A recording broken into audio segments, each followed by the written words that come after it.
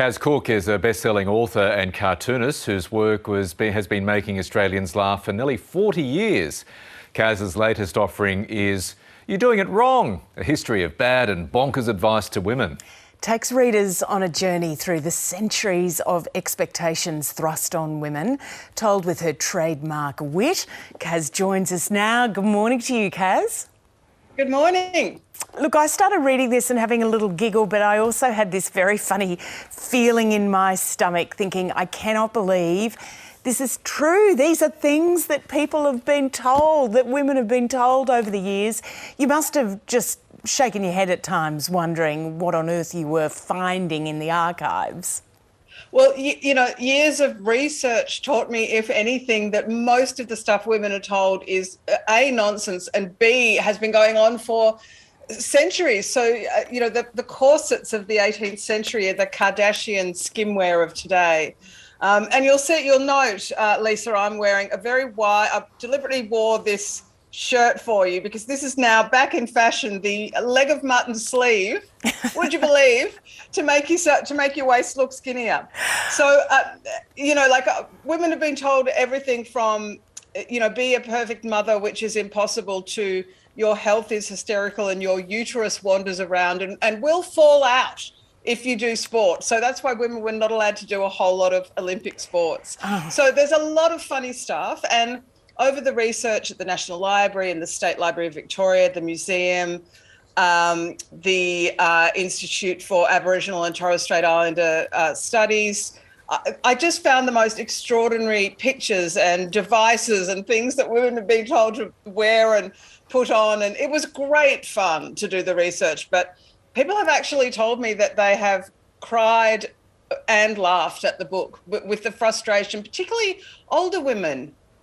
You know, who've been told things like have a Bex and a good lie down, and it turned out that Bex gave you cancer. Yeah. So, yeah, there's so much stuff. And look, even just the lines, you know, sit down and shush. That's what you're supposed to do as a woman. And, you talk about the clothing, like I felt physically pained looking at some of the photos. You are so funny though, Kaz, you know, when you're dealing with some of the hats that people were wearing and your funny quips about how to deal with it. But is it true that even in your time of writing columns, and, you know, they might have been satirical, that men wrote in and said women shouldn't be wearing jeans?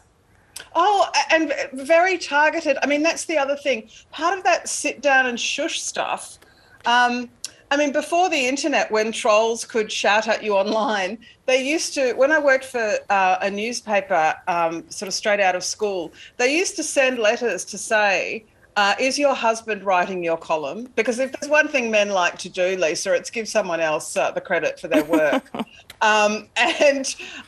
You will look fat in jeans, so you can't wear jeans. And I used to think, why does Ken of Glen Iris think I give a flying patootie what he thinks? But there's part of that policing, right? So it's our bodies, our thoughts. Women were told for centuries we weren't to speak, we weren't to laugh, and partly because that was seen as threatening to men, that we might be laughing about them behind their backs. You even had your mum's wedding photo in there, and you delivered a line about two people in this photo have been to deportment classes because they know how to stand. And I looked at it and I just thought, oh my gosh, yes, that is how women stood, with one foot in front of the other to try and make yourself somehow smaller. Lisa, have you been on Instagram recently? there's a whole new, and that's in a section called Posing, about women trying to make themselves look smaller or look different.